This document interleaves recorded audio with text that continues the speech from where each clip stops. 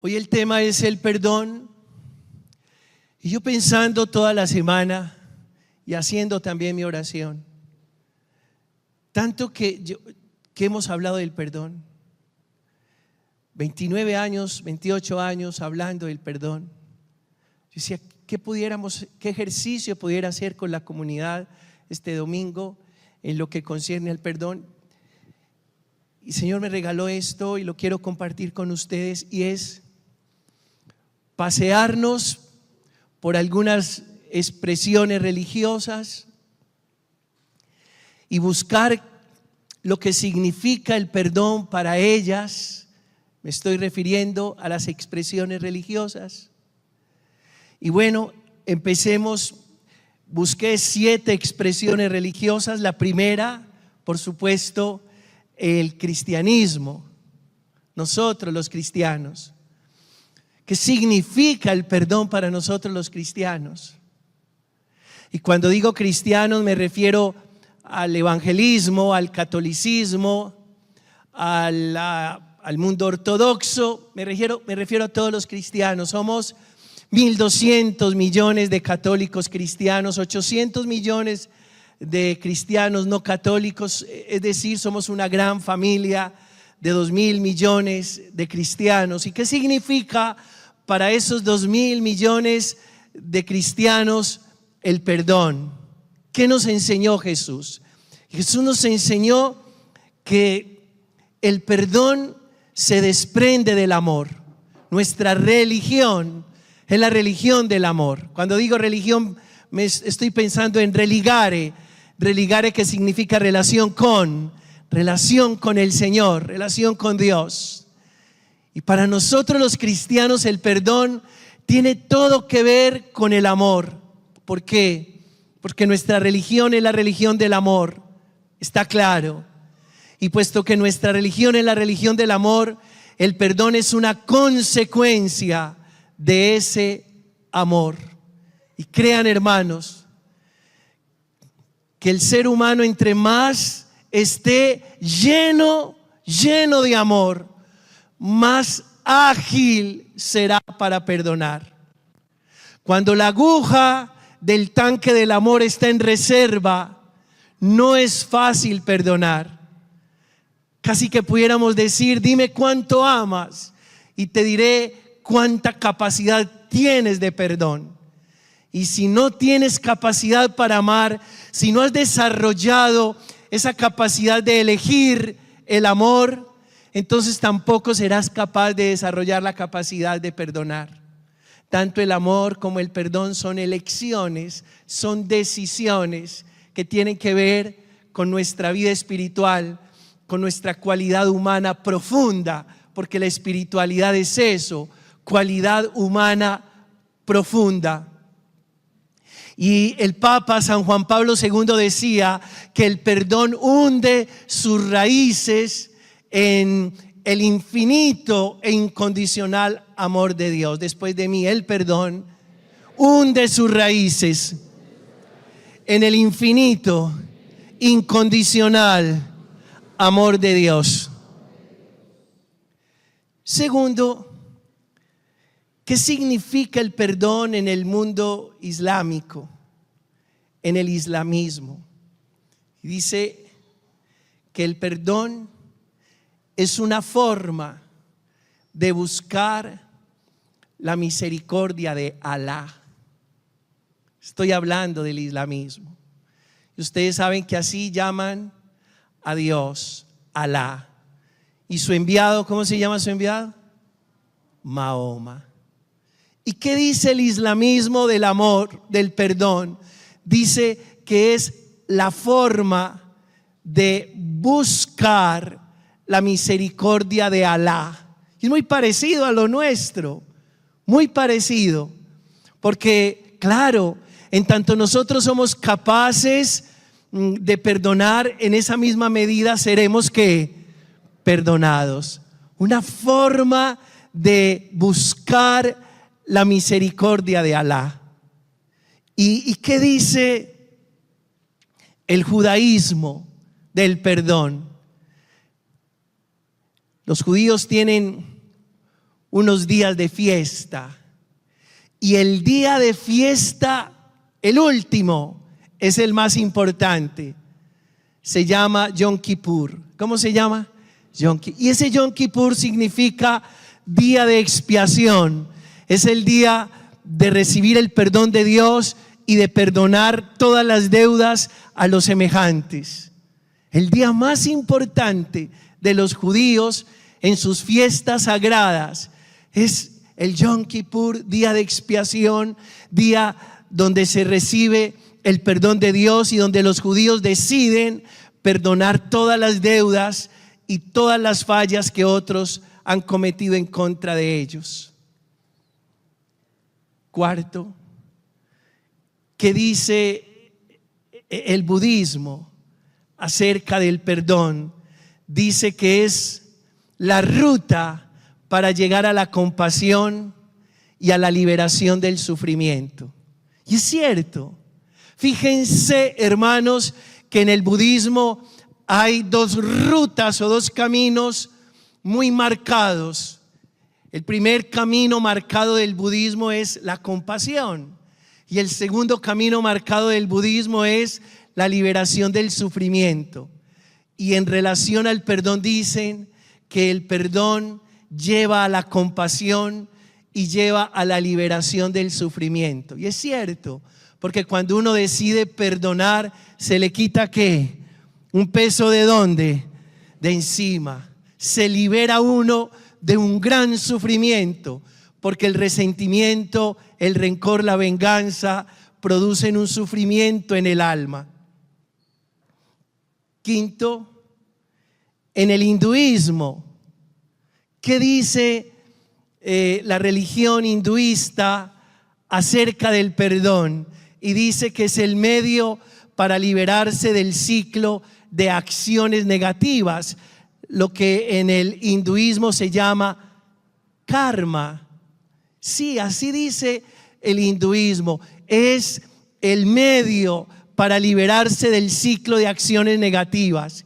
Claro, cuando uno perdona, corta una cadena de dolor, de miseria, de consecuencias funestas, de situaciones negativas.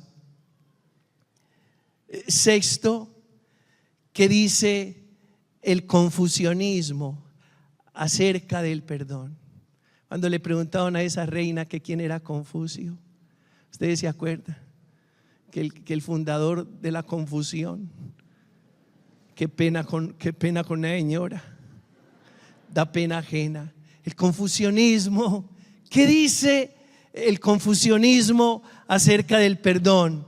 Recuerden que en el confucianismo hay una línea muy fuerte que transversaliza toda la creencia de ellos, y es la armonía y el equilibrio interior. Y dice en el confucianismo que el perdón es mantener la armonía y el equilibrio en las relaciones. Y es cierto también. Cuando usted perdona, recupera la armonía y el equilibrio en sus relaciones. Cuando uno está lleno de rencor, de resentimiento, de venganza, de enojo, todo eso internamente está desequilibrado, todo eso internamente está desarmonizado. Y finalmente, en el jainismo, que es un movimiento donde realmente no hay deidad, no hay divinidad, eso aparece por allá en el siglo VI, V antes de Cristo, pero igual también hablan del perdón y dicen que es el principio central para alcanzar la liberación espiritual. También es cierto, porque perdonar es liberar. Cuando usted perdona, libera. Crean, ustedes dicen, Pedro, ¿por qué haces ese ejercicio? Este ejercicio lo acabo de hacer para lo siguiente. Crean, hermanos, que ninguna expresión religiosa que busque el bien humano hablará mal ¿de qué? Del perdón. ¿Por qué? Porque el perdón, digamos que es un genérico que tiene que ver con toda vida humana. Ojalá nosotros pudiéramos sacar el perdón de lo religioso. No hay que ser religioso para ser un hombre lleno ¿de qué? De perdón. El perdón es inherente a nuestra condición y es necesario para nuestras relaciones. Ojalá trabajemos todos los días ese maravilloso regalo que por supuesto viene de Dios y que no deja de ser una bendición permanente para todos. Perdonar. Ahora avanzo en esto porque, bueno, tal vez muchas veces hablamos del perdón, pero no enseñamos cómo perdonar, ¿verdad? Entonces le decimos a la gente, a la comunidad, a la asamblea, a los hermanos, a las personas que hay que perdonar. Y ese qué está claro, el qué es el perdón, pero el cómo perdonar. Y es uno de los deseos que tengo en esta tarde para la comunidad. ¿Cómo perdonar? Les voy a dar 7 claves para que demos el paso hacia el perdón. La primera, ¿cómo perdonar? Aprendiendo a pensar más en uno que en los. Y en este caso, ¿quiénes son los demás? Los que nos han hecho daño.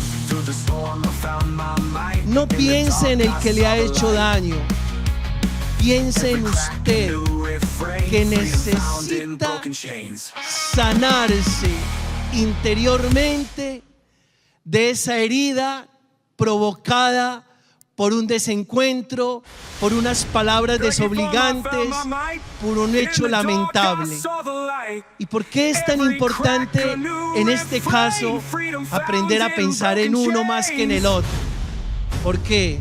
Porque el que está sufriendo no es el otro, el que está sufriendo eres tú. Y por eso el que está sufriendo no es el odiado, sino el que está odiando. El que está sufriendo no es aquella persona a la que tú quieres retaliar o vengarte. El que está sufriendo eres tú. Y primero, aprende a pensar más en ti que en el que te hizo la ofensa. Todos, aprendo a pensar más en mí que en el que me hizo la ofensa. Segundo, aprender a no tomarnos todo personal. No nos tomemos todo personal. Miguel Ruiz, el que escribió el libro de los 4 acuerdos, uno de los acuerdos es ese, no tomarnos nada personal. Y si aprendemos que no todo es personal, que lo que tú dijiste no lo dijiste para mí, que lo que tú hiciste no lo hiciste para dañarme.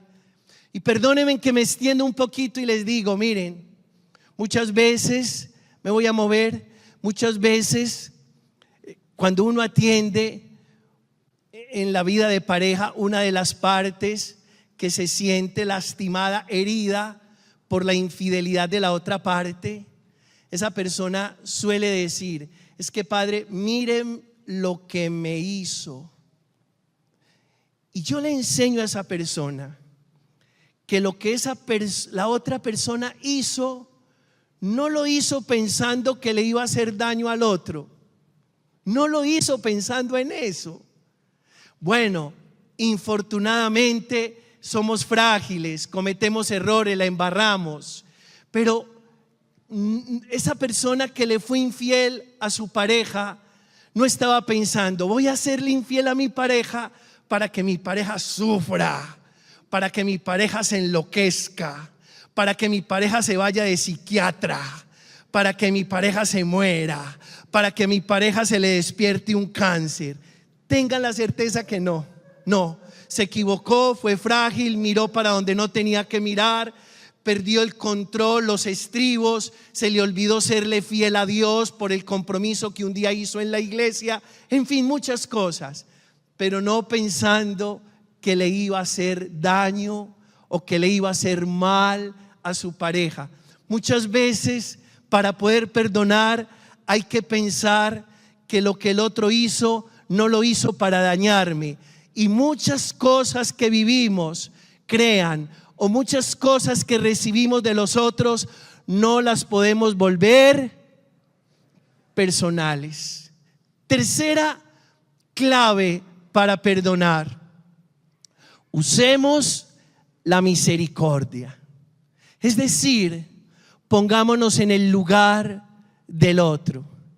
A ese que hoy vemos como una persona mala, tal vez no es maldad, es enfermedad. Tal vez no es maldad, es un ser herido desde la infancia que actúa desde sus heridas. Y recuerden que los seres humanos adultos, lo único que hacemos es interpretar ese niño herido que llevamos por dentro. Entonces, qué bueno usar el plan misericordia y reconocer: lo que el otro me hizo, no me lo hizo para dañarme, es que él ya está lastimado, está herido y está dañado, y por eso actúa desde ahí, desde su dolor, desde su enfermedad emocional o psicológica, desde su herida. Eso es usar el plan ¿qué? Misericordia. ¿El plan qué? Cuarta pistica: no responsabilice a nadie de lo que está sintiendo. ¿Quién es el único responsable de lo que yo estoy sintiendo? Yo.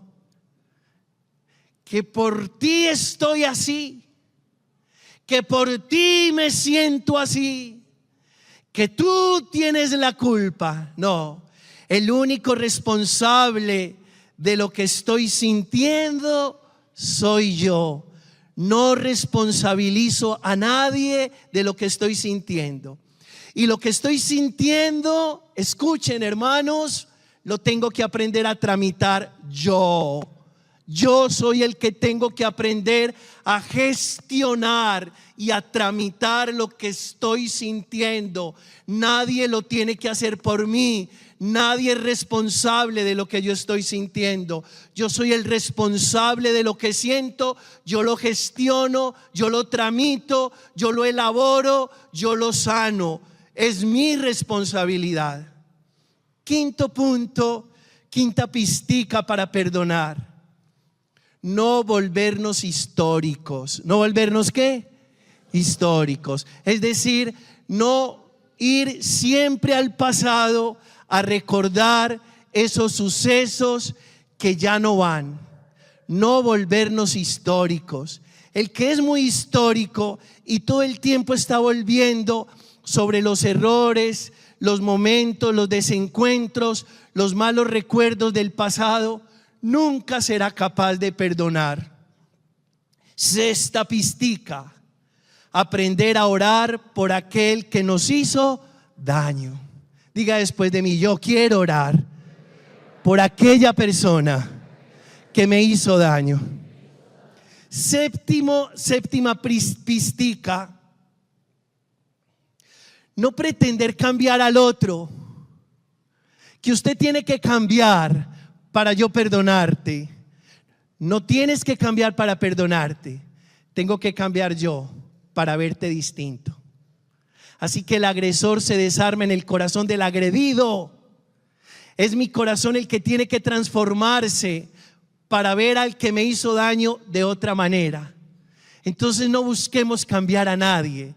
Somos nosotros los que cambiamos la percepción, la perspectiva, la óptica, la mirada frente al otro. Octava pistica: todos los días creer que Dios me está perdonando. Diga después de mí: Dios, todos los días, por su inmenso amor, por su gran misericordia, me está perdonando. Denle la gloria al Señor por esa pista.